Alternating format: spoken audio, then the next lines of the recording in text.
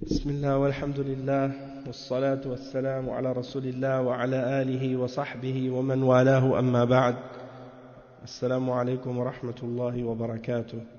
On commence aujourd'hui le cours numéro 44 dans l'explication du livre Al-Furqan Bayna Awliya Ar-Rahman wa Awliya Al-Shaytan de Cheikh al-Islam Ibn Taymiyyah rahimahullah, avec les commentaires de Cheikh Saleh Al-Fawzan hafizahullah ta'ala. J'ai amené une copie du livre de Cheikh al-Islam Al-Furqan. Donc ça c'est le livre de base, d'accord. Mais ça c'est le sharh, mais ça c'est juste le volume 1. Il y a un autre volume après la même grosseur que ça.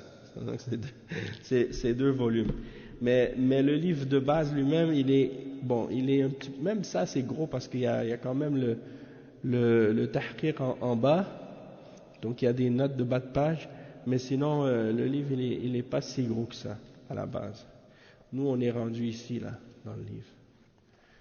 Sans compter si on enlève l'introduction donc ça commence ici, à peu près.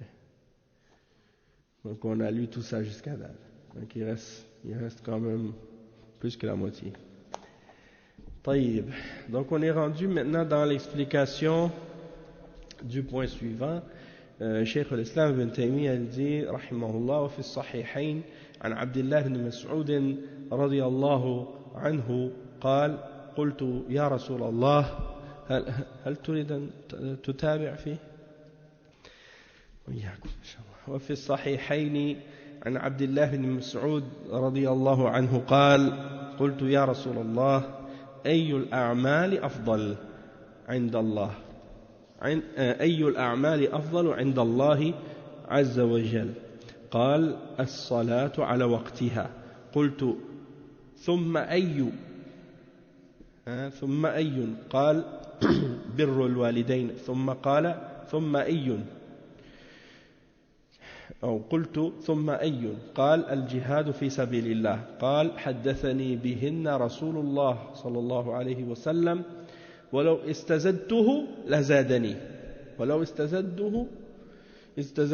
لزادني. Donc le cheikh il dit que l'imam al-Bukhari et Muslim, ils ont rapporté dans leur sahih, dans leur recueil authentique de hadith, selon Abdullah ibn Mas'ud radiyallahu anhu, qu'il a dit, j'ai dit ô messager d'Allah, laquelle des œuvres est meilleure pour Allah? Alors il a dit la prière dans son temps. Après il a dit et laquelle des deux? Et il a dit yani birrul walidayn ensuite, c'est-à-dire d'être obéissant et d'être bon envers ses parents. Puis il a dit puis laquelle ensuite? Il a dit le djihad fi sabilillah, le fait de lutter et de combattre dans le sentier d'Allah. Il dit et c'est le messager d'Allah sallallahu alayhi wa sallam qui m'a mentionné ces paroles-là, et si je lui avais demandé de me rajouter des exemples, il m'en aurait augmenté ou bien il m'en aurait donné d'autres. Et donc le Cheikh Al-Fawzan il dit à ce sujet-là, هذا الحديث عن عبد الله بن مسعود رضي الله عنه أنه سأل النبي صلى الله عليه وسلم أي الأعمال أفضل عند الله؟ قال الصلاة على وقتها. يعني لأن الله قال إن الصلاة كانت على المؤمنين كتابا موقوتا. ثم سأله بعد ذلك فقال بر الوالدين، يعني بر الوالدين بعد الصلاة لوقتها في الفضيلة. ثم قال ثم أي؟ قال الجهاد في سبيل الله. فدل هذا على عظمة الصلاة وعلى أنها تؤدى في وقتها الذي جعلها الله فيه، ودل على فضل بر الوالدين ومكانته عند الله سبحانه وتعالى لأن حقهما يأتي بعد حق الله سبحانه وتعالى. Donc on va traduire cette partie. Cheikh il dit que donc Abdullah ibn Mas'ud il demande au prophète sallallahu alayhi wa sallam dans ce hadith quelle des œuvres est meilleure pour Allah, et il lui répond la salat dans son temps, parce que Allah subhanahu wa ta'ala dit dans le verset 103 dans Surah An-Nisa, la salat elle est imposée aux croyants dans des temps bien précis, et ensuite il lui a demandé quelle autre action est bonne après ça, meilleure pour Allah après ça. Il a dit la bonté envers les parents. Il a dit la bonté envers les parents vient après la salat dans son temps, dans le mérite et dans l'excellence. Pourquoi? Parce que c'est un des droits que Allah a placé après son droit, hein, dans la religion.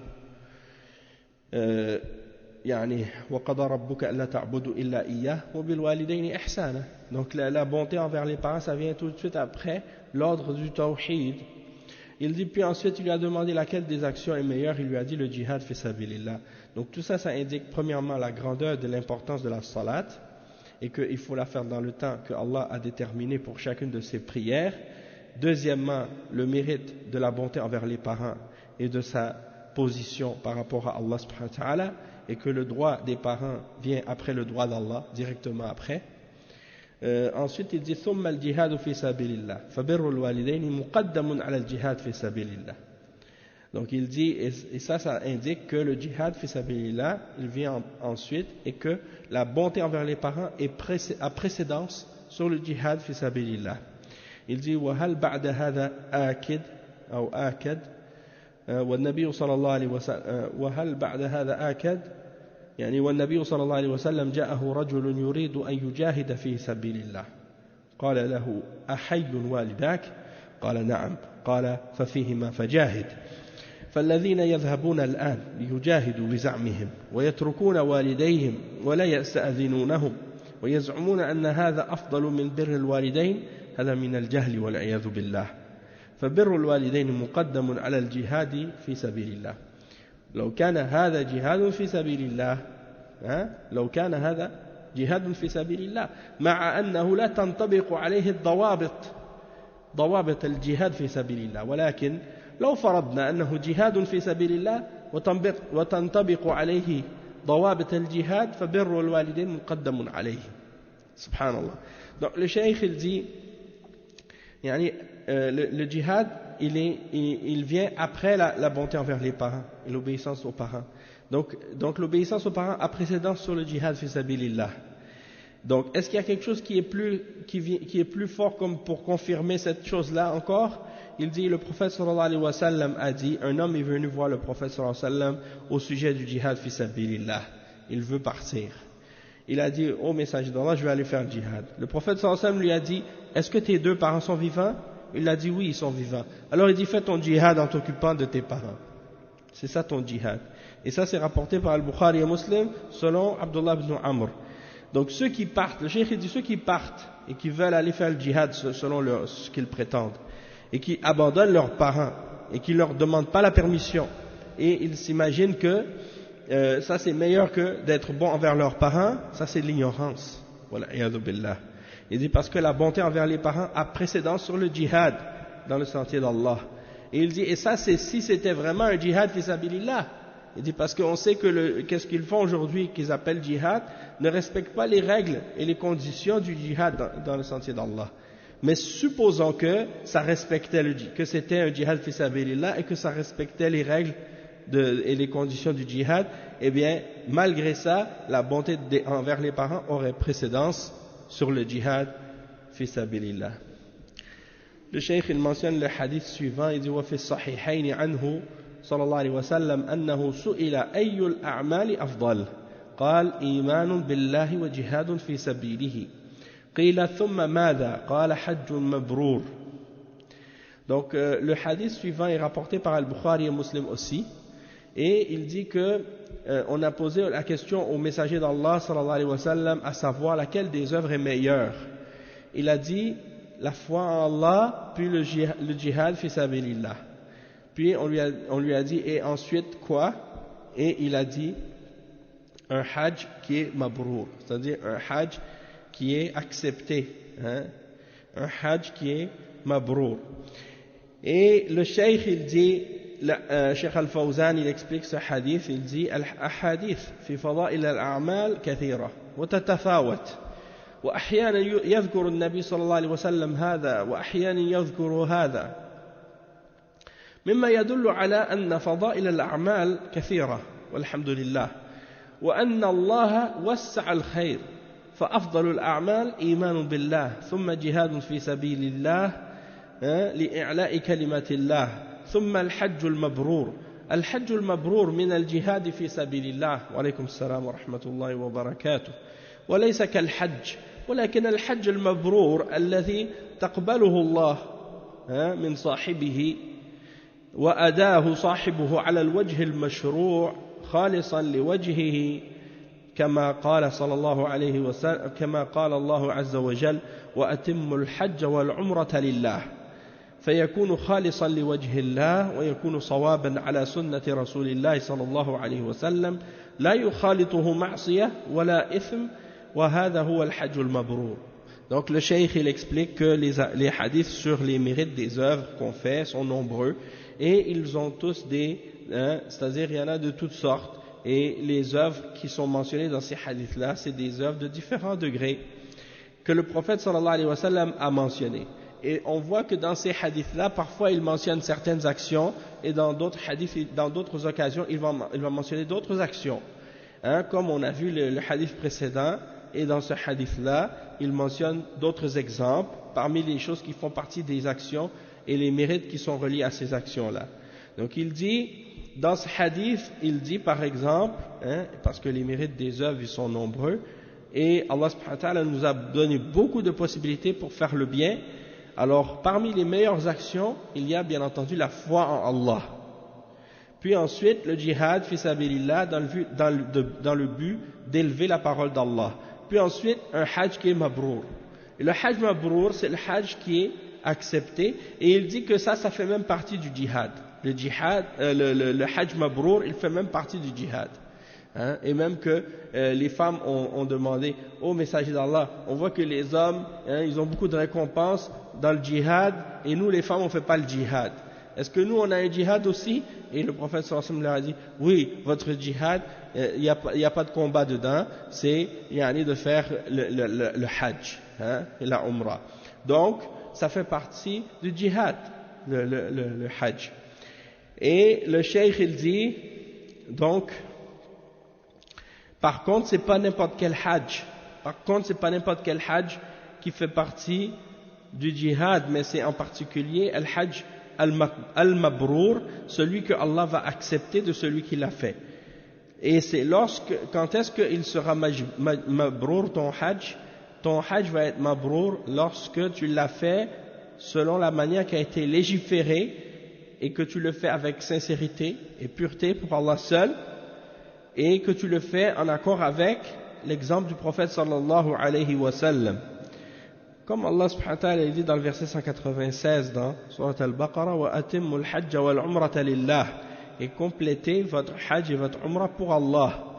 Donc quand on dit pour Allah, ça implique la sincérité, pas pour personne d'autre, pour quelque chose d'autre, pour que les gens disent ah lui il est hajj, il est allé à Makkah, non, tu le fais pour Allah seul et pour son visage seulement.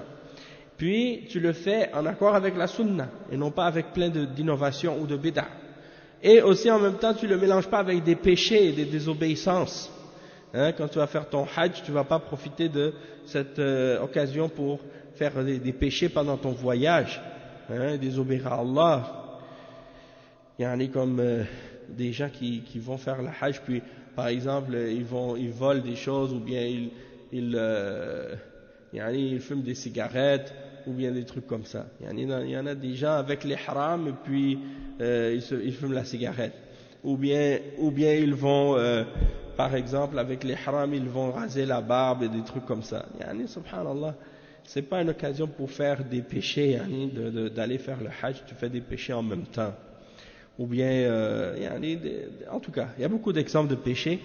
Vous les connaissez, les péchés, j'ai pas besoin de mentionner plein d'exemples, vous comprenez de quoi on parle.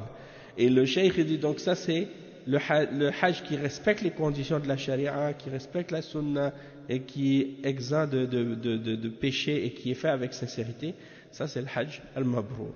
Le cheikh il mentionne un autre hadith, il dit وفي الصحيحين أن رجلا قال له صلى الله عليه وسلم يا رسول الله قال له صلى الله عليه وسلم يا رسول الله أخبرني بعمل يعدل الجهاد في سبيل الله قال لا تستطيعه أو لا تطيقه قال فأخبرني به قال هل تستطيع إذا خرج المجاهد أن تصوم ولا تفطر وتقوم ولا تفطر. Donc dans Al-Bukhari et Muslim, il y a un autre hadith aussi qui est rapporté, dans lequel un homme vient demander au messager d'Allah, ô messager d'Allah, informe-moi d'une action qui serait égale au djihad dans le sentier d'Allah, le fait de lutter dans le sentier d'Allah. Il a dit, tu ne seras pas capable. Alors, il lui a dit, alors informe-moi, qu'est-ce que c'est? Il lui a dit, est-ce que tu es capable, lorsque le mujahid il part pour le combat, dans l'expédition, il sort mujahid pour combattre dans le sentier d'Allah, est-ce que tu es capable, à partir du moment qu'il part jusqu'à ce qu'il revienne, de jeûner sans jamais cesser de jeûner et de prier sans jamais arrêter de prier? Tasum wa la tuftir wa taqum wa la taftur. Tu vas prier sans cesse et tu vas jeûner sans cesse jusqu'à ce qu'il revienne. Est-ce que tu es capable? Non, on n'est pas capable de faire ça. Donc ça montre le mérite du djihad fi sabilillah. Le cheikh dit وهذا يدل على فضل الجهاد في سبيل الله وأن الذي يجاهد في سبيل الله أفضل من الصائم الذي لا يفطر وأفضل من القائم الذي لا يفطر من القيام. فدل على أن الجهاد هو أفضل الأعمال فلا يستهان بالجهاد في سبيل الله عز وجل. وغرض الشيخ من ذكر هذه الأعمال بيان صفات أولياء الرحمن وأن أولياء الرحمن هم أهل هذه الأعمال الجليلة وليست الولاية للرحمن مجرد دعوة أو شكليات أو هالات حول الشخص وإنما ولاية الله تقتضي هذه الأعمال الصالحة. هؤلاء هم أولياء الله الذين آمنوا وكانوا يتقون وكل هذا داخل في قوله عز وجل الذين آمنوا وكانوا يتقون. Donc le cheikh il explique que Cheikh Al-Fawzan hafidhahullah, il dit que ça prouve que le djihad fi sabilillah il a un grand mérite et que le mujahid fi sabilillah il est meilleur que celui qui jeûne sans cesse et qui fait la salat sans cesse la nuit. Et il dit que ça c'est la preuve que donc le djihad fait partie des meilleures actions et donc il ne faut pas dénigrer ou négliger l'importance du djihad fi sabilillah. Et il dit l'objectif et le but du cheikh de mentionner ses œuvres c'est quoi? C'est de clarifier les caractéristiques et les attributs des serviteurs rapprochés d'Allah et des awliya d'Allah. Parce que les awliya d'Allah, les awliya d'Ar-Rahman, sont ceux qui font ces œuvres qui sont mentionnées dans ces hadiths-là.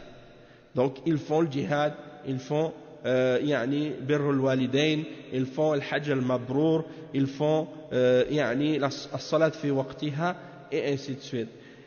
Et donc ça veut dire que quelqu'un qui dit moi je fais pas le djihad ou bien qui renie l'importance du djihad ou qui dit non le djihad al-akbar c'est par exemple de rester chez soi, puis le djihad al-asghar c'est de partir au combat comme on a dit au dernier cours. Il dit ça c'est pas ça la vérité, parce que les soufis tu les verras pas partir en général au combat, ils participent jamais, ils pensent que ça c'est pas important. Donc le cheikh il dit que donc c'est pas juste être un wali d'Allah, c'est pas juste des apparences, c'est pas juste d'avoir un certain respect autour d'une personne. Non, al-wilaya d'Allah, ça veut dire que tu vas faire les bonnes œuvres qui sont reliées à al-walaya, puisque Allah subhanahu wa ta'ala décrit les awliya en disant que ce sont ceux qui ont cru et qui ont at-taqwa. Donc sans ça, on ne peut pas déterminer que si la personne est un wali si elle ne fait pas ses bonnes œuvres. Ensuite, le cheikh dit وفي السنن عن معاذ رضي الله عنه عن النبي صلى الله عليه وسلم أنه وصى لما بعثه إلى اليمن فقال يا معاذ اتق الله حيثما كنت وأتبع السيئة الحسنة تمحها وخالق الناس بخلق حسن. Donc c'est le hadith qui est célèbre, le hadith de Mu'adh ibn Jabal radiyallahu anhu, dans lequel le prophète sallallahu alayhi wa sallam a dit, lorsqu'il l'a envoyé au Yémen: ô Mu'adh, préserve-toi d'Allah où que tu sois, préserve-toi d'Allah et de son châtiment où que tu sois, et fais suivre le péché par des bonnes œuvres pour l'effacer. Fais suivre tes péchés que tu fais-les suivre par des bonnes actions pour que ça efface tes péchés, et agis avec le bon comportement avec les gens, soit d'un comportement qui est bon avec les gens. Et le cheikh, il a mentionné ce hadith qui est rapporté par l'imam al-Tirmidhi. Il dit, Cheikh Al-Fawzan, à ce sujet-là: وَلَمَّا بَعَثَ الرَّسُولُ صلى الله عليه وسلم معاذ بن جبل رضي الله عنه لفضله وعلمه رضي الله عنه أرسله داعيا إلى الله ومعلما وقاضيا إلى جهة اليمن، فقال له هذه الوصية العظيمة، أوصاه بثلاث كلمات: اتق الله حيثما كنت، يعني لازم تقوى الله بامتثال أوامره وترك نواهيه أينما كنت، سواء كنت في اليمن أو في الشام أو في مصر أو في البر أو في البحر أو في الجو، اتق الله حيثما كنت، أو كنت مع الناس أو كنت خاليا ليس عندك أحد من الناس، لازم تقوى الله عز وجل، يعني حيثما كنت.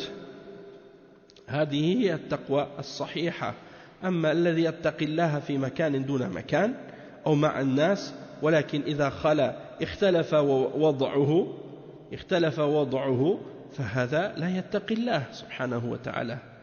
اتق الله حيثما كنت، هذه واحدة. On va expliquer ça. Le cheikh, il dit un point très important. Il dit que, bon, premièrement, le prophète sallallahu alayhi wa sallam, il a envoyé Mu'adh radiyallahu anhu au Yémen. Pourquoi il l'a envoyé au Yémen? Et pourquoi il a envoyé Mu'adh? Il dit, il a envoyé premièrement Mu'adh à cause de son mérite, de ses bonnes œuvres et de son bon comportement, de son intelligence et de sa grande science dans la religion, son savoir religieux, radiyallahu anhu. Et il l'a envoyé pourquoi? Il l'a envoyé comme da'iya, pour inviter les hommes à Allah et les appeler à l'islam, wa mu'alliman, et comme professeur, enseignant, wa qadiyan, et comme juge, pour juger et trancher entre les gens dans leurs disputes et dans leurs désaccords. Et il l'a envoyé donc dans la région du Yémen. Et il lui a donné ce grand conseil en mentionnant 4 phrases. La première, il lui a dit: préserve-toi d'Allah où que tu sois, c'est-à-dire reste toujours dans la taqwa d'Allah, en faisant ce que Allah t'ordonne, préserve-toi d'Allah en faisant ce qu'il t'ordonne et en abandonnant ce qu'il t'interdit de faire, et où que tu sois, peu importe que tu sois au Yémen, ou que tu sois en Syrie, ou que tu sois en Égypte, ou que tu sois dans la campagne, ou que tu sois dans la mer, ou que tu sois dans l'espace, peu importe où tu es, préserve-toi d'Allah subhanahu wa ta'ala, en faisant ce qu'il t'ordonne, en t'écartant de ce qu'il t'interdit. Que tu sois tout seul, ou que tu sois avec les gens. Il dit, reste toujours dans le fait de te préserver du châtiment d'Allah et d'Allah, où que tu sois. C'est ça la vraie piété, c'est ça la vraie taqwa qui est véridique et authentique et correcte. Il dit, si quelqu'un il se préserve uniquement d'Allah dans un endroit, mais pas dans un autre, ou avec les gens, mais quand il est seul, sa situation est différente, il dit, dans ce cas-là, la personne, elle n'a pas vraiment été taqi, elle n'a pas vraiment été pieux, et elle ne s'est pas préservée d'Allah correctement. Et il dit donc, ça c'est la première chose, préserve-toi d'Allah où que tu sois. Il dit, وَهِيَ فِي حَقِّ اللَّهِ سُبْحَانَهُ وَتَعَالَى وَفِي حَقِّ نَفْسِهِ وَهِيَ فِي حَقِّ اللَّهِ عَزَّ وَجَلَّ وَفِي حَقِّ نَفْسِهِ. Donc ça c'était pour qu'il se préserve par rapport aux droits d'Allah et par rapport aux droits de sa personne. Et il dit وَاتَّبِعِ السَّيِّئَةَ وَاتَّبِعْ, oui c'est ça. Donc ittaqillah, ça c'est par rapport aux droits d'Allah. Après, aux droits de sa personne, il lui mentionne le deuxième point, يعني وَأَتْبِعِ السَّيِّئَةَ الْحَسَنَةَ تَمْحُوهَا. الإنسان ليس معصوما، يقع منه أخطاء، يقع منه مخالفات، فعليه أن يتوب إلى الله عز وجل وأن يتبع السيئة الحسنة تمحوها، كما قال عز وجل وأقم الصلاة طرفي النهار وزلفا من الليل إن الحسنات يذهبن السيئات مع التوبة يعني تتبع الطاعة، تتبع الطاعة وتحل محل المعصية طاعة من أجل أن الطاعة تمحو المعصية وتكفرها وأتبع السيئة الحسنة تمحوها وهذا فيما بين العبد وبين نفسه أن يراعيها ولا يتركها تعمل ما تشاء. Donc le cheikh il dit deuxièmement, le serviteur par rapport à Allah, par rapport à sa personne, si l'être humain il fait un péché, il l'a fait suivre par une bonne action pour que cela efface son péché. Pourquoi? Parce que l'être humain il n'est pas infaillible, l'être humain il n'est pas parfait, l'être humain il va tomber dans des erreurs, il va parfois faire des choses contraires à la religion. Alors qu'est-ce qu'il fait dans ce cas-là? Est-ce qu'il est perdu? Est-ce que c'est fini pour lui? Non, il peut se repentir à Allah, il peut revenir à Allah et lui demander pardon, et quand il va se repentir, Allah va accepter sa repentance et va le pardonner. Donc il fait dans ce cas-là suivre le péché par une bonne œuvre, une bonne action, et ça va remplacer le bien, ça va remplacer le péché qu'il a fait, pardon. Donc c'est comme quand quelqu'un par exemple il a un disque dur.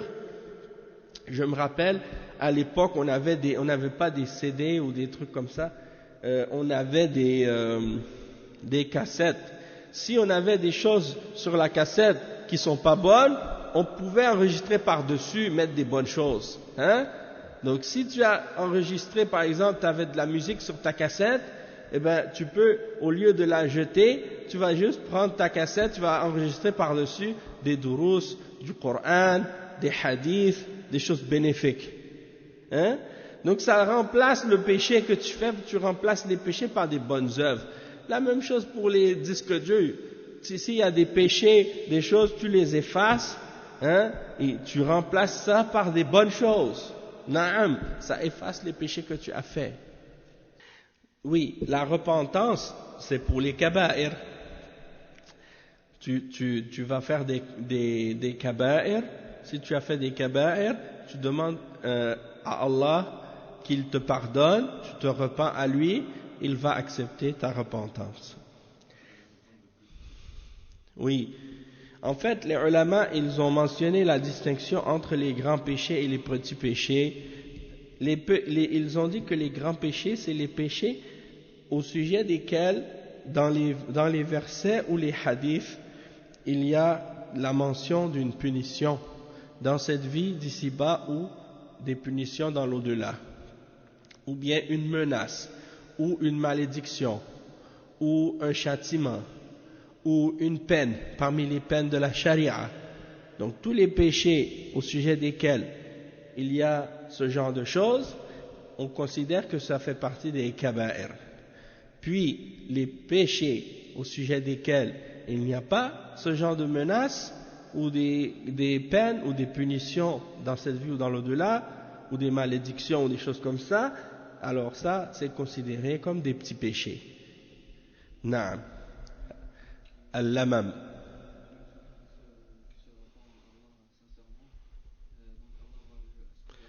Allah, si quelqu'un il commet des péchés et qu'il s'est repenti, Allah va lui pardonner tous les péchés, peu importe la catégorie, peu importe la grosseur, peu importe la grandeur, même le pire de tous les péchés qui est le shirk.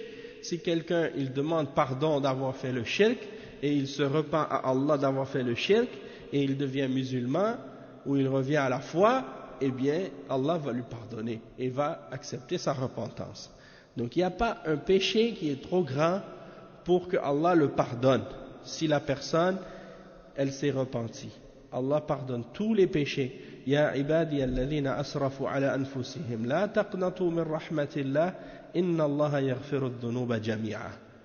Inna Allah yaghfiru dhunuba jami'a. Donc il n'a pas dit ba'd al-dhunub duna ba'd. Non, il n'a pas dit certains péchés.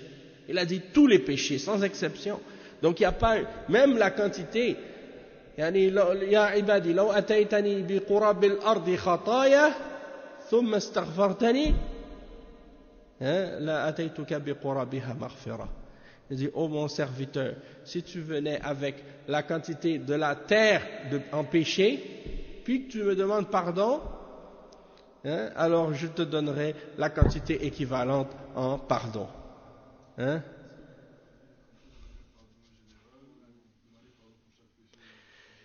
Si c'est quelqu'un qui fait plusieurs catégories de péchés en même temps, il doit se repentir pour chaque péché qu'il fait. S'il fait demande de pardon général, puis qu'il continue à en pratiquer certains, puis qu'il cesse d'autres, eh bien ça c'est pas une repentance complète. Parce que la personne, Allah va lui pardonner pour les péchés qu'il s'est repenti, mais s'il continue à en faire d'autres, ben, il doit se repentir pour les autres aussi. Mais s'il cesse tous les péchés et qu'il demande pardon pour tous les péchés en même temps, ça c'est, Inch'Allah, Allah va lui pardonner tous ces péchés-là.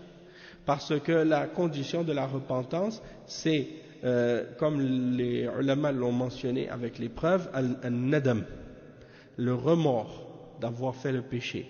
Puis, al-iqla', c'est-à-dire de cesser de commettre le péché, puis العزم على عدم الرجوع إلى هذا الذنب, d'avoir la détermination de ne plus retourner à ce péché au moment de la repentance.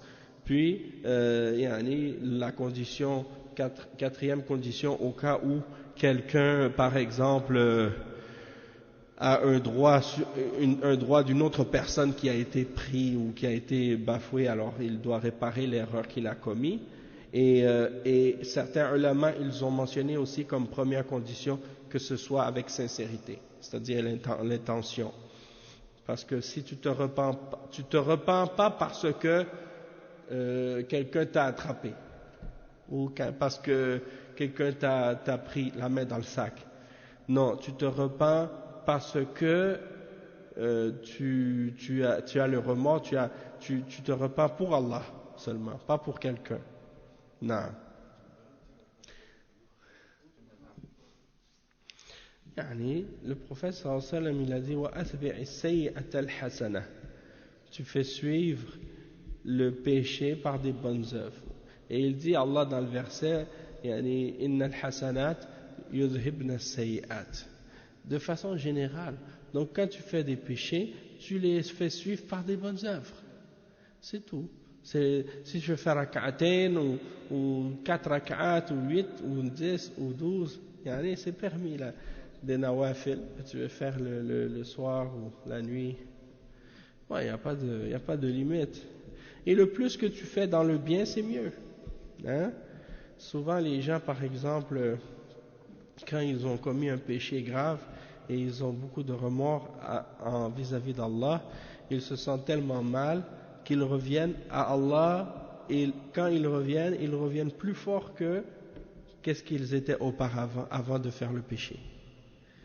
Donc c'est-à-dire que la brûlure, la douleur qu'ils ressentent dans leur cœur, le remords qu'ils ont dans leur cœur d'avoir commis cette désobéissance et ce péché-là envers Allah, elle était tellement forte que ça les a amenés à se réformer et à devenir encore meilleurs que qu'est-ce qu'ils étaient auparavant. Naam. C'est pour ça que des fois tu vois des gens qui ont tellement été loin dans le mal, tellement loin dans le péché, à des degrés que quelqu'un ne peut pas imaginer, que quand ils reviennent à l'islam, ils sont plus forts que même ceux qui pratiquaient l'islam depuis longtemps. Oui, pourquoi? Parce qu'ils ont connu la noirceur, l'égarement, l'ignorance et les péchés vraiment loin. Donc ils ont connu le kufr et le shirk ou l'égarement le plus total. Alors quand ils rentrent dans l'islam, c'est comme ils sont avec du béton armé dans leur foi. Hein? C'est une façon de parler parce qu'ils ont vu le mal, ils ont vu le shaitan direct, hein, comme on dit. Donc quand ils reviennent à l'islam, ils connaissent tellement bien le shaitan, ils le détestent plus que les autres.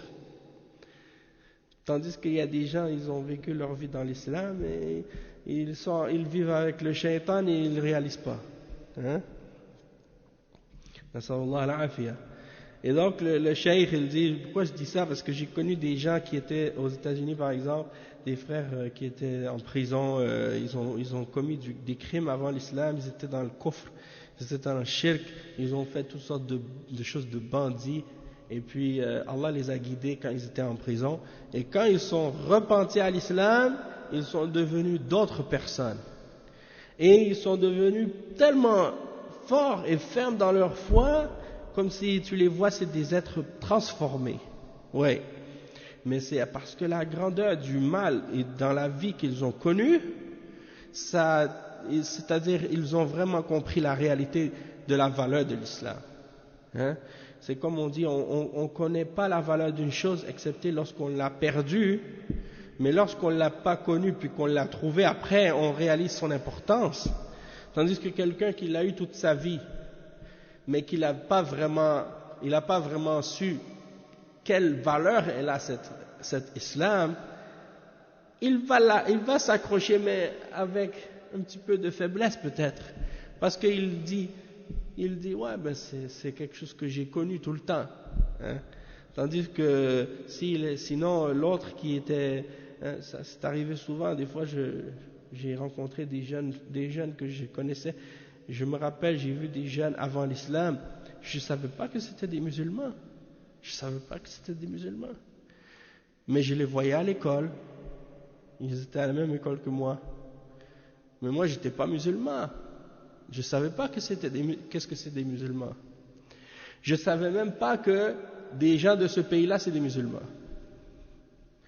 Mais quand je suis arrivé à la mosquée, moi j'ai découvert l'islam, je suis arrivé à la mosquée, je les ai vus, j'ai dit, toi, tu es musulman?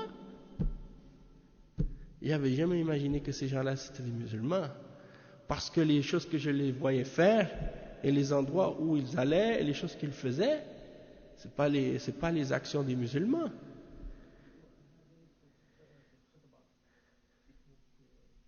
Non, c'est vrai. Mais les parents musulmans, ils ne savent pas ce que leurs enfants ils font dehors. Ça, c'est la vérité. Les parents musulmans, ils ne savent pas ce que leurs enfants font dehors. Ils ne peuvent même pas imaginer dans quel niveau et dans quel égarement leurs enfants ils sont dehors. Et quand ils viennent à la maison, ils font les anges, hein, devant leurs parents. Mais quand ils sortent de la maison, ils deviennent comme des shayatin. Non, taban. Les enfants, des enfants. Moi, j'ai rencontré des jeunes de certains pays musulmans, ils m'ont dit, on croyait pas en l'islam, mais on disait qu'on était musulmans juste pour faire plaisir à nos parents. Mais sinon, ils croyaient pas en l'islam. Si tu leur poses des questions sur la charia de l'islam et sur les règles du Coran et de la Sunna, et tu leur demandes est-ce que vous êtes d'accord avec ça, ils vont dire non, ça c'est pas bon, ça, nous on est d'accord avec la liberté et des trucs de kufr. Ouais, parce que ils sont des munafiqin. Hum munafiqun. Ou de vrai, ils disent qu'ils sont musulmans juste pour faire plaisir à leurs parents. La réalité, c'est qu'ils ne croient pas en l'islam. Beaucoup d'entre ces gens-là, c'est des gens qui ne croient pas réellement en l'islam parce que ils disent ça juste parce qu'ils veulent faire plaisir. Ils ne veulent pas faire de la peine à leurs parents. C'est tout. Oui, nifaq akbar. C'est sûr que si les parents ils ont été une cause dans l'égarement de leurs enfants, ils auront une part de responsabilité. Mais s'ils n'ont pas été une cause, si les parents ils ont préservé leurs enfants, mais que les enfants ont choisi d'eux-mêmes l'égarement, on a les exemples avec Nuh alayhi salam, il s'est sauvé, il a préservé sa famille, son fils il a choisi le kufr, il ne pouvait rien faire pour le sauver. Tandis que dans le cas où quelqu'un il a fait l'effort, il a essayé de préserver ses enfants de l'égarement, mais ses enfants ont choisi l'égarement malgré lui, il a tout fait, mais dans ce cas-là il n'est pas responsable. Le problème avec les parents qui viennent avec leurs enfants dans les pays de kufr, non seulement ils ont une part de responsabilité si leurs enfants s'égarent ici, mais le pire, c'est que certains d'entre eux, ils vont même dire à leurs enfants, c'est pour vous qu'on est venu ici. Ils disent, on est venu ici pour vous, pour sécuriser votre avenir, pour faire ci, pour faire ça, on veut que vous ayez des gros diplômes, comme ça vous allez retourner dans votre pays, vous allez avoir ou à la limite même vous allez être ici, vous allez rester là, et vous allez avoir des belles vies. Mais est-ce qu'ils peuvent garantir qu'ils ne vont pas tomber dans la drogue, ils ne vont pas tomber dans le zina, ils ne vont pas tomber dans le péché, dans le shirk, dans le bid'a, dans toutes sortes d'homosexualité, dans toutes sortes... Ils ne peuvent pas garantir ça. Qui peut donner une garantie là-dessus? Moi non, j'ai confiance en mes enfants, ils ne vont pas faire ça, ils vont pas... Il n'y a pas de garantie de l'égarement. Et c'est le cas, c'est arrivé à beaucoup de jeunes. Et même des fois, peut-être qu'ils ne vont pas faire de la drogue, peut-être qu'ils ne vont pas faire des crimes, des choses comme ça, peut-être qu'ils ne vont pas finir en prison, c'est possible. Mais est-ce que ça veut dire qu'ils vont nécessairement être des mu'minines? Non. Il y a des kuffars qui ne sont pas des criminels, c'est-à-dire ils ne vont pas tuer quelqu'un ou faire des choses illégales, mais malgré tout c'est des ennemis d'Allah, parce qu'ils ne croient pas en Allah, ils ne font pas ce qu'Allah a ordonné, et ils ne s'abstiennent pas de ce qu'Allah a interdit. Donc c'est pour ça, c'est très important. Et le cheikh il dit ensuite, par rapport au hadith, le troisième point, وَخَالِقِ النَّاسَ بِخُلُقٍ حَسَنٍ يعني الثالثة بينه وبين الناس خالق الناس بخلق حسن يعني رحابة صدر واستقبال لهم وانبساط معهم ولين الجانب معهم وهذا الخلق الحسن يعني رحابة صدر استقبال لهم انبساط معهم لين الجانب معهم هذا الخلق الحسن وهو صفة الرسول صلى الله عليه وسلم قال عز وجل فبما رحمة من الله لنت لهم ولو كنت فظا غليظ القلب لانفضوا من حولك وإنك لعلى خلق عظيم. وسئلت عائشة رضي الله عنها عن خلق رسول الله صلى الله عليه وسلم فقالت كان خلقه القرآن يعني يمتثل القرآن الكريم ويعمل به وهذا خلق الرسول صلى الله عليه وسلم والذي يدعو إلى الله يحتاج إلى الخلق ادع إلى سبيل ربك بالحكمة والموعظة الحسنة وجادلهم بالتي هي أحسن فقولا له قولا لينا لعله يتذكر أو يخشى فهذه صفات يجب أن يتحلى بها الداعية إلى الله أن يتقي الله حيثما كنت أو حيثما كان وأن يتبع أو يتبع السيئة الحسنة تمحوها وأن يخالق الناس بخلق حسن هذه من أعظم صفات الداعية إلى الله فهؤلاء هم أولياء الرحمن الذين يتصفون بهذه الصفات الثلاث الصفة الأولى أن يتقون الله حيثما كانوا الصفة الثانية ويتبعون السيئة الحسنة تمحها ولا يتركون الذنوب تحيط بهم وتهلكهم والصفة الثالثة ويخالقون الناس بخلق حسن الله عز وجل قال وقولوا للناس حسنا وقولوا للناس حسنا. نعم. مع الناس ومع النفس، العلاقة مع الله والعلاقة مع النفس ومع الناس، مع الآخرين. نعم، هذا من معنى الحديث، هذا من معنى الحديث. نعم، ولكن في زيادة على هذا. نعم. Donc la troisième partie de ce hadith, donc la première partie c'est le comportement envers Allah, d'avoir la taqwa. La deuxième partie du hadith c'est envers soi-même. Lorsqu'on fait des péchés, on se repent à Allah et on fait des bonnes œuvres pour effacer les péchés. Et la troisième partie avec les gens, comment on se comporte avec les gens. Et il dit, c'est-à-dire d'avoir avec les gens un bon comportement. Et le cheikh, il donne des exemples de qu'est-ce que ça signifie d'avoir le bon comportement. Ça veut dire que tu vas avoir une poitrine accueillante. C'est-à-dire que, quand je dis une poitrine accueillante, c'est-à-dire ton cœur, il est ouvert aux autres. Hein? Tu es accueillant pour les autres. Yani rahabata sadr. Dans ton cœur, tu es ouvert pour accueillir les autres. Tu n'es pas fermé sur toi-même. Wastiqbalun lahum, tu accueilles les autres. Hein? Quand ils viennent, tu les accueilles bien. Hein? Tu les fais sentir à l'aise.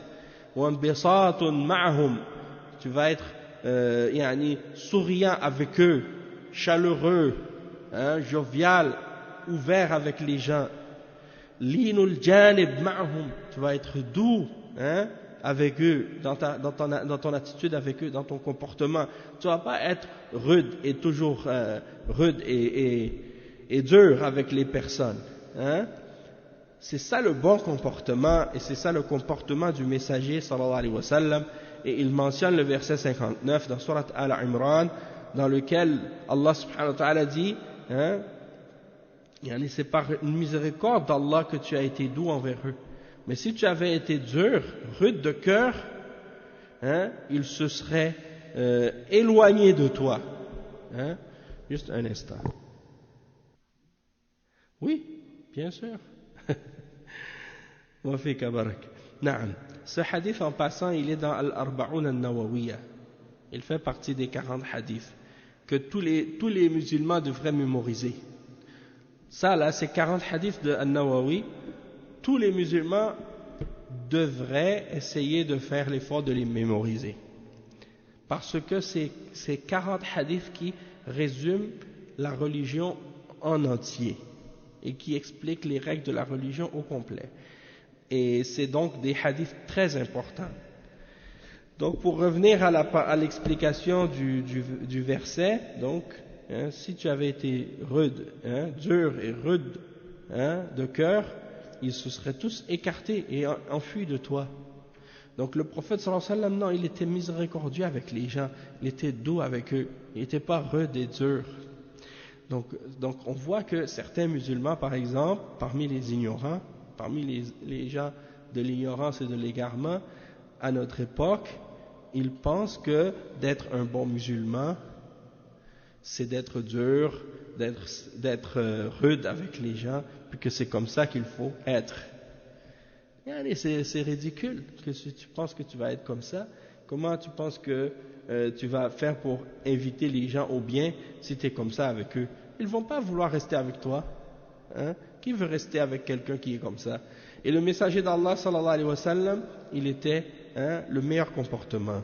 Allah subhanahu wa ta'ala, il dit, justement le cheikh il a mentionné ce verset dans Surat Al-Qalam, le verset 4, وَإِنَّكَ لَعَلَى خُلُقٍ عَظِيمٍ.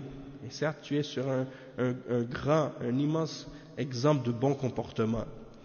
Donc, ça c'est un exemple que Allah subhanahu wa ta'ala il mentionne, et lorsque on a posé la question à Aïcha radiyallahu anha à propos du comportement du messager d'Allah sallallahu alayhi wa sallam, elle a répondu, qu'est-ce qu'elle a dit?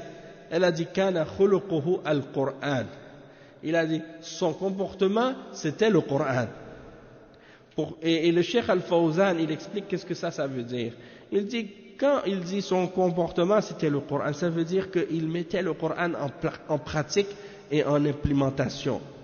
Dans ses comportements, dans son action, dans ses œuvres, dans ses façons d'agir. Hein? Et il dit, c'était ça le comportement du messager d'Allah.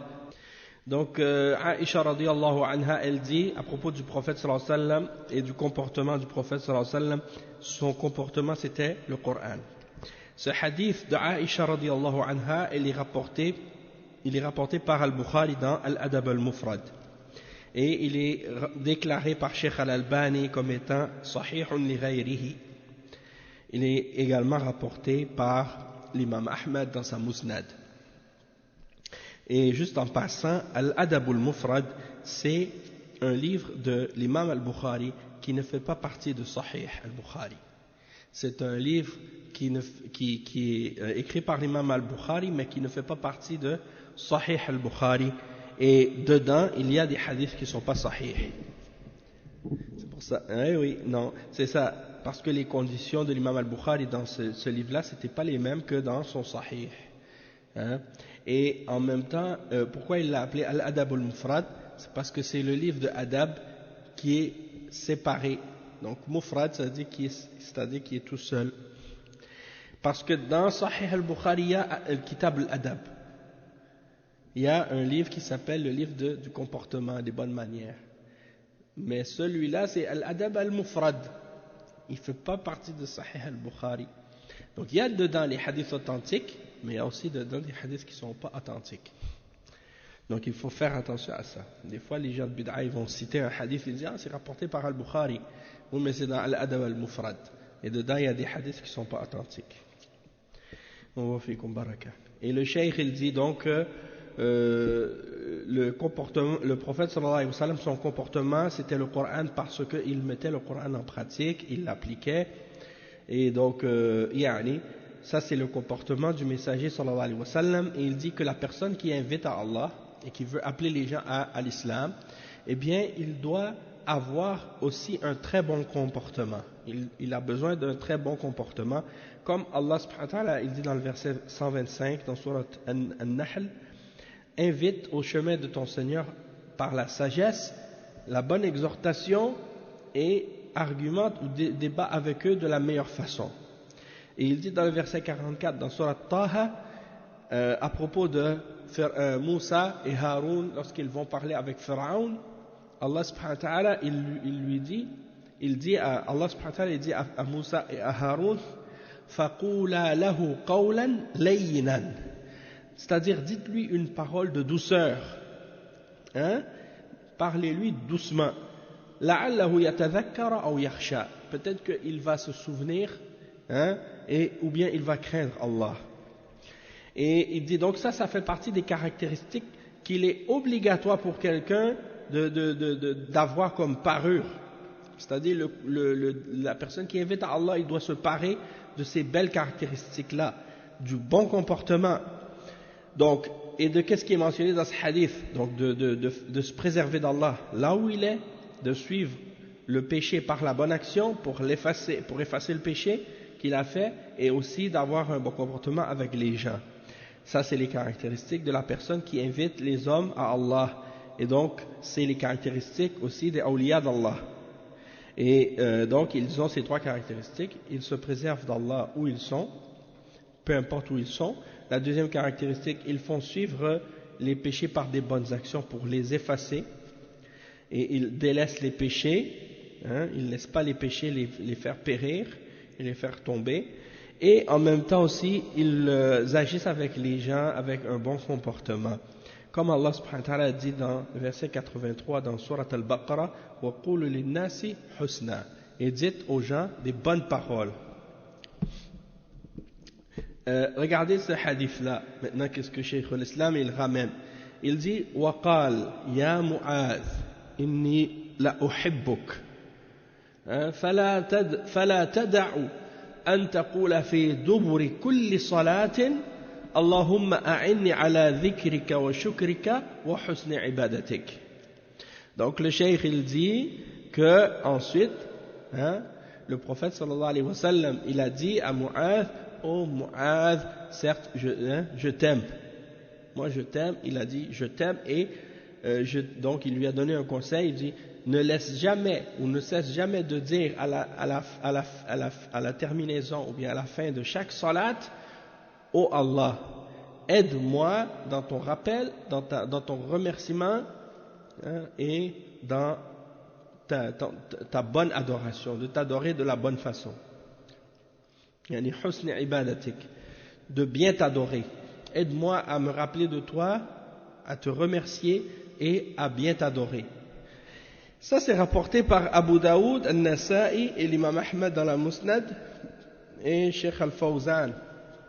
Il dit à propos de ce hadith, قال لمعاذ رضي الله عنه أيضا إني لا أحبك. Hein? C'est ça l'exemple qu'on mentionnait l'autre jour par rapport à Kitab al-Tawhid, que le Mu'adh radiyallahu anhu, il était assis sur la mule, hein, avec le messager d'Allah sallallahu alayhi wa sallam. Yani, c'est-à-dire, t'imagines que tu aurais le privilège comme ça de pouvoir être assis sur le dos d'un animal ou le dos d'un cheval ou d'un âne avec le messager d'Allah, hein? C'est comme si tu dis j'étais en voiture avec quelqu'un que j'aime beaucoup. Yani, quelqu'un qui est, hein, j'étais, par exemple, tu dis par exemple, Cheikh Al-Albani, il m'a monté dans sa voiture, hein, j'étais passager avec lui à côté, et puis il m'a amené quelque part. Yani, c'est déjà un privilège que tu peux dire que tu étais, hein, dans sa voiture avec lui, puis que tu as pu même avoir l'occasion de lui poser des questions ou de discuter avec lui, hein. Donc Mu'adh radiyallahu anhu, il a ce privilège-là, et ça prouve de son importance et son mérite, parce que le prophète sallallahu alayhi wa sallam, il n'accepte pas n'importe qui comme quelqu'un pour l'accompagner dans un trajet ou un voyage. Et ici il lui dit oh Mu'adh, je t'aime, hein?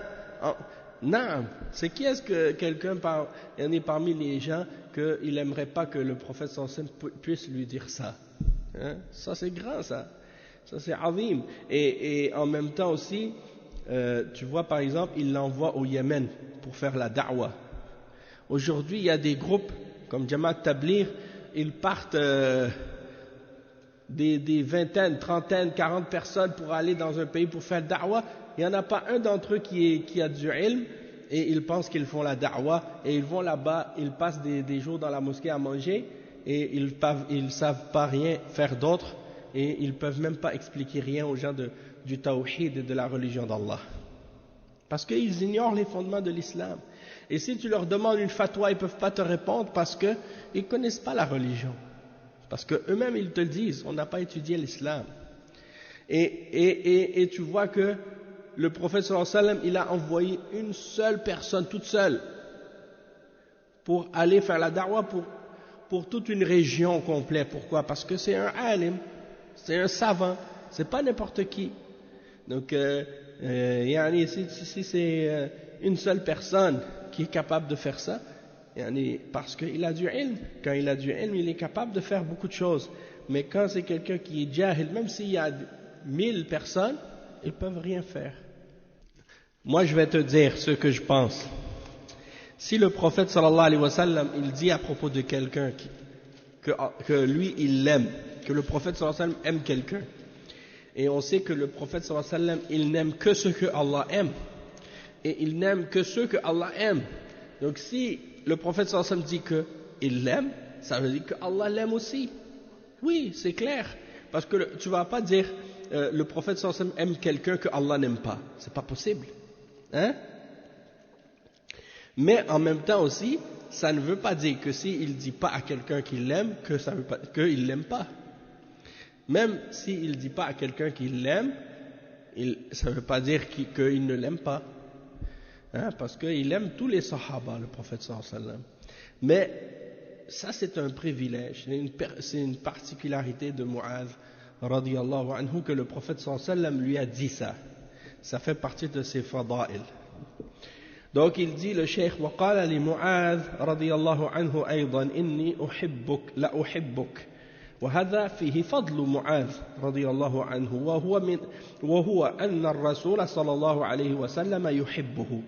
هذه فضيلة عظيمة لمعاذ، وفيه أن من أحب شخصا لأجل دينه أنه يخبره بذلك، فإن النبي صلى الله عليه وسلم أخبر معاذا رضي الله عنه أنه يحبه فلا تدع أن تقول في دبر كل صلاة اللهم أعني على ذكرك وشكرك وحسن عبادتك وهذا فيه دليل على أن من أحببته أنك توصيه بما ينفعه فالنبي صلى الله عليه وسلم لما أحب معاذا رضي الله عنه أهدى إليه هذه الوصية العظيمة. Donc le cheikh il dit que ça c'est un grand mérite pour Mu'adh radiyallahu anhu de lui mentionner qu'il l'aime et c'est une grande excellence et un grand mérite pour lui. Donc il y a dans ça la preuve que si tu aimes quelqu'un pour Allah à cause de sa religion, que tu devrais lui dire à cette personne que tu l'aimes. أحبك الله الذي أحببتنا فيه. Et mashallah. Donc, mashallah, tu n'as pas perdu de temps, mashallah. Sam'an wa ta'a. Barakallahu fik. Donc, le prophète sallallahu alayhi wa sallam, il a informé Mu'adh radiyallahu anhu qu'il l'aime. Et donc, il lui a dit, ne laisse pas à la fin de chaque prière de dire, oh Allah, aide-moi à ton rappel, à te remercier et à bien t'adorer. Et ça c'est la preuve, c'est la preuve que si tu aimes quelqu'un, tu dois lui donner un bon conseil. Et parmi les choses que le prophète sallallahu alayhi wa sallam a fait ici dans ce hadith, quand il a aimé Mu'adh, il lui a donné un bon conseil, il lui a enseigné quelque chose. Donc si tu aimes quelqu'un, tu lui donnes un bon conseil. Et ça c'est la meilleure des choses que tu peux donner, c'est de lui rappeler quelque chose qui est bénéfique pour lui dans sa religion. Subhanallah.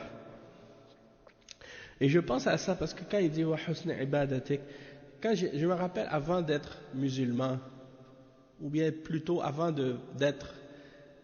d'avoir réellement connu la religion musulmane, au début, avant de me convertir, c'est-à-dire que moi, pour dire franchement, quand je me suis converti à l'islam, j'avais pas connu de musulmans. Je connaissais pas de musulmans encore. Et j'ai connu la religion musulmane par des livres au début, parce que je lisais sur la religion musulmane par des livres même écrits par des non-musulmans, des chrétiens, des juifs, c'est-à-dire des livres qui parlent de l'islam. Je connaissais, parce que c'est les livres que j'avais trouvés à la bibliothèque. J'avais pas trouvé une mosquée ou des choses comme ça. Il n'y avait pas d'internet. En 91 là, l'internet était encore élémentaire. Et puis j'avais jamais touché un ordinateur à cette époque-là, donc je savais même pas comment ça fonctionnait. Donc je lisais que les musulmans prient 5 fois par jour.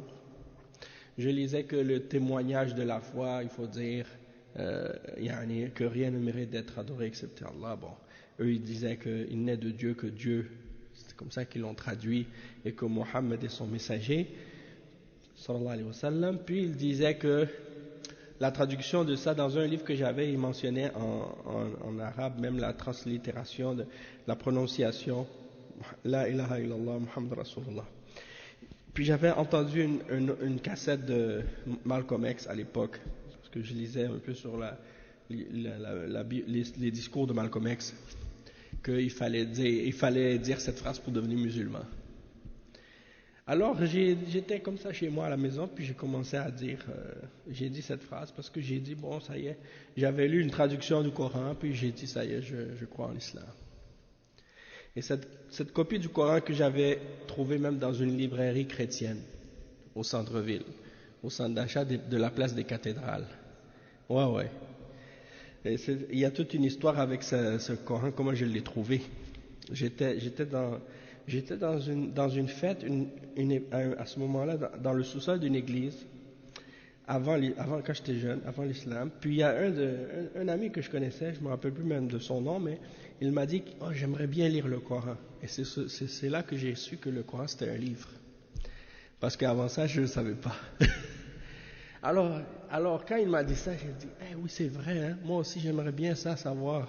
Parce que je lisais les livres de Malcolm X à l'époque, les discours de Malcolm X. J'avais lu un petit peu, entendu parler du Coran. Mais je ne savais pas vraiment qu'est-ce que c'était, en tout cas. Quand j'ai entendu ça, j'ai dit, bon, je vais partir. J'avais l'habitude, quand j'allais au centre-ville, je passais des heures dans les librairies. J'aimais beaucoup les livres. Alors je passais des heures dans les librairies, puis là je suis tombé dans une librairie chrétienne, et dedans il y avait des livres sur différentes religions, les hindous, les bouddhistes, et comme c'est étrange des fois chez les chrétiens, c'est que quand ils parlent de l'islam, ils le placent toujours avec les religions orientales, c'est-à-dire ils vont mettre l'islam avec le bouddhisme et l'hindouisme, comme si c'était des religions d'idolâtrie. Puis ils mettent le judaïsme avec le christianisme, hein, en disant ça c'est la religion monothéiste. Et ils savent que les musulmans croient en Dieu unique, pourquoi ils les mettent avec les hindous et les bouddhistes qui adorent des statues et des idoles, hein?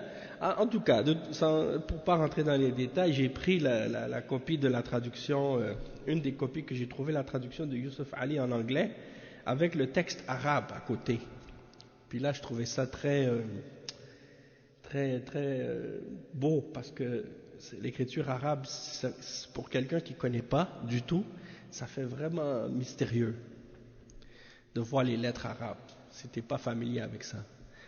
Et puis le fait d'avoir la traduction à côté, ça donnait plus d'authenticité même au texte, parce que tu dis, ça c'est le texte original. Quand nous on lisait la Bible en français, on n'avait jamais les lettres en hébreu ou en grec ou en quoi que ce soit là, en araméen. C'était juste la traduction brute là, sans le texte original. En tout cas, j'ai ramené ça. Quand je suis arrivé à la caisse pour l'acheter, la copie de la traduction des sens du Coran en anglais, le vendeur, il était en train de jouer de la cornemuse, parce que c'était des chrétiens anglicains, l'église anglicane, je ne sais pas si vous connaissez, mais en tout cas, c'est la reine d'Angleterre, la reine Élisabeth, c'était la chef de cette église-là, c'était la chef de l'église, c'est la représentante de l'église anglicane. En tout cas, ceci dit, ils m'ont dit, tu sais que ce livre était écrit 600 ans après Jésus? J'ai dit, oui, je sais. Je l'ai pris et je suis parti. Quand je suis rentré dans le métro pour aller chez moi pour lire, j'étais dans le métro, je l'avais mis dans le sac, il y avait la copie dans le sac, je l'ai sorti du sac pour commencer à le lire.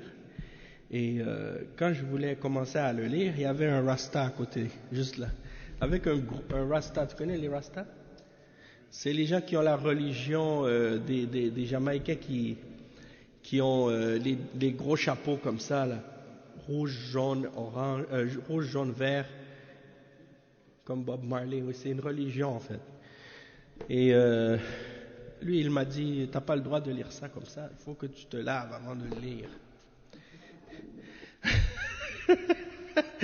J'ai dit, vraiment? Il m'a dit oui. Alors j'ai fermé le livre, j'ai mis dans le sac, et je suis arrivé à la maison, j'ai pris ma douche, et puis j'ai pris et j'ai lu. En réalité, c'est pas obligé de se laver avant de lire, parce que c'est pas le Coran, c'est la traduction. Mais lui, il savait pas, donc il m'a dit ça comme ça, et moi, bon, je voulais faire les choses comme il faut, alors j'ai respecté ça, et je me suis lavé. Et puis, j'ai commencé à lire, j'ai lu Al-Fatiha, j'ai lu Al-Baqarah, le début, surtout avec les notes, il y avait plein d'annotations en bas. Puis à un certain moment donné, j'ai dit ça c'est la parole d'Allah, ça c'est clair. J'ai dit ça là, c'est pas un être humain qui a écrit ça. Et puis là j'ai pris les pages jaunes, et je vous dis ça, cette histoire c'est la vérité 100%. J'invente rien, même que je dis pas tous les détails, mais je dis des choses que c'est arrivé tel quel. Parce que j'étais encore dans l'ignorance, je connaissais pas. Mais je cherchais des informations sur l'islam. Après je lisais. À un moment donné, j'ai commencé à aller à l'école. Je commençais à faire mes 5 prières par jour, mais je savais pas comment prier. Je savais pas qu'il fallait rester debout, réciter, faire le recours, faire soujoud, des choses. Moi, je savais pas. je savais pas je savais pas qu'est-ce que c'est une mosquée, où sont les mosquées, où sont les musulmans, je connais personne. Alors j'ai dit, je sais que les musulmans, ils prient, quand ils prient, ils se prosternent, font le soujoud. Donc moi, je mettais une serviette, comme les serviettes quand on prend son bain, je mettais ça par terre, et puis je faisais le soujoud. Je ne sais pas combien, est-ce que je fais 3, 4, 5, 10, combien de temps, qu'est-ce que je dis, je ne sais pas. Mais 5 moments de la journée, je m'arrêtais puis je mettais ma serviette. Je ne savais pas qu'il fallait faire le wudu, je ne savais rien. Je ne savais pas la Fatiha, je ne savais pas rien du tout. Juste, je m'arrêtais, je prenais la serviette, je faisais des soujouds. Et après, j'ai commencé à lire ça, puis une fois j'étais à l'école, j'étais allé pour faire ma prière dans le corridor, et il y a un professeur qui m'a trouvé, qui m'a dit « Mais qu'est-ce que tu fais ?» J'ai dit « Moi, je suis musulman, je fais la prière. » Après, je me suis dit « Mais qu'est-ce qui se passe ?» J'ai dit « Peut-être que là, je suis en train d'inventer une nouvelle secte ou quelque chose là. » J'ai dit « Je connais même pas un musulman, je connais personne, je sais même pas qu'est-ce que je fais. » J'ai dit, c'est mieux peut-être que je commence à rencontrer d'autres musulmans pour connaître la fraternité de l'islam. Alors c'est à ce moment-là que j'ai cherché dans les pages jaunes, j'ai trouvé la mosquée à Montréal-Nord. À l'époque, c'était dans une maison qu'ils priaient là-bas. Donc j'ai téléphoné et puis j'ai dit, moi j'aimerais ça connaître la fraternité de l'islam.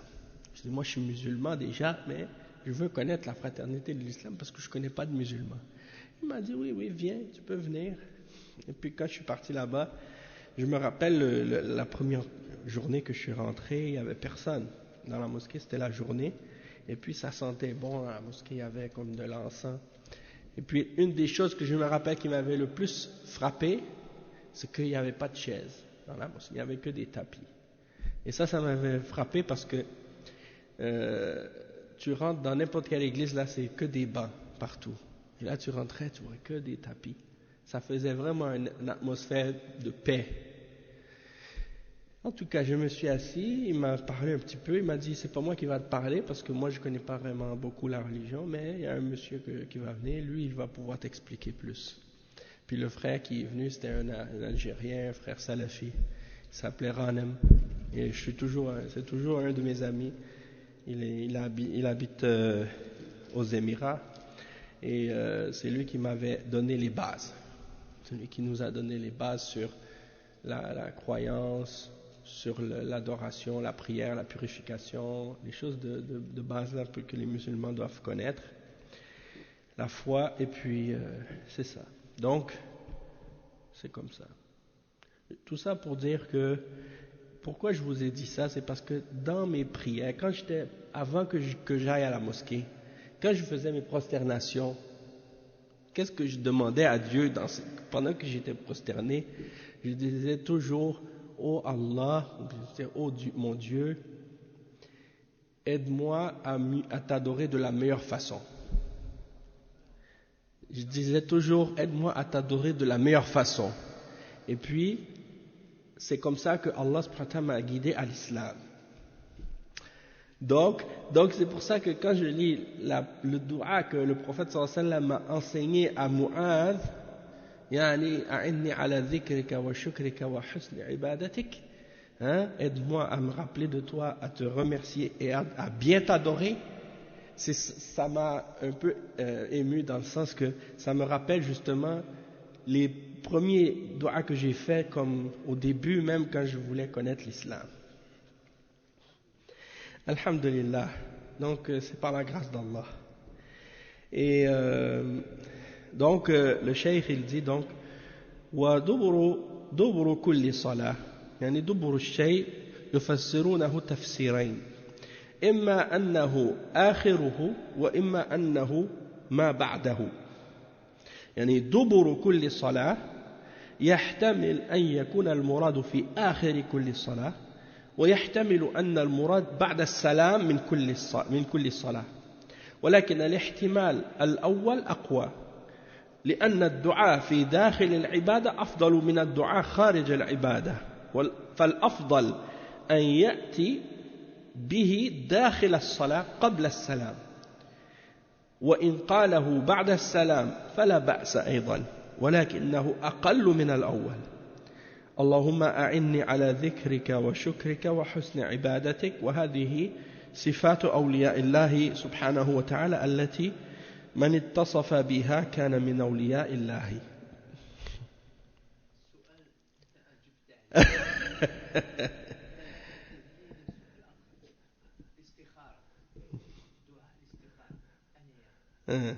طيب فنترجم ثم نحاول أن نجيب إن شاء الله.